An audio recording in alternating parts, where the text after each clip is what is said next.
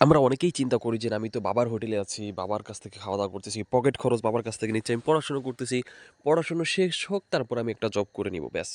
কিন্তু ভাই এই চিন্তাভাবনা যদি আপনি এই ২৬ সালে এসে করেন তাইলে কিন্তু আপনি ভুল করবেন। আজকে রমজানের ১ম রমজান আলহামদুলিল্লাহ। তো রমজানের শুরুতে কিন্তু নারিকেলের ব্যাপক চাহিদা। কিন্তু আপনি যদি পড়াশোনা করেন ভাই, অন্তত বিশেষ করে এসএসসির পরে, এসএসসির আগ পর্যন্ত না, এসএসসি আগ পর্যন্ত আপনাকে সুন্দর করে পড়তে হবে। কিন্তু এসএসসির পরে যদি আপনি চলে যান অবশ্যই আমি বলব আপনি টিউশনি করান অথবা আপনি বিজনেস নিয়ে একটু ঘাটাঘাটি করেন।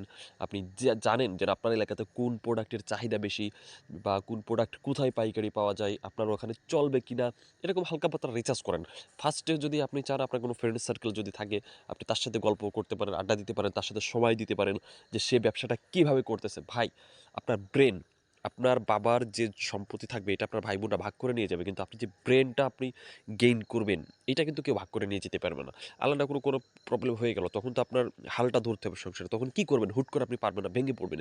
কিন্তু আপনার যদি অভিজ্ঞতা থাকে, আপনার যদি জানা থাকে, না আমি অমুককে দেখেছিলাম, অমুক জায়গা থেকে মাল কিনে এভাবে উনি আনে, এভাবে উনি বিক্রি করে।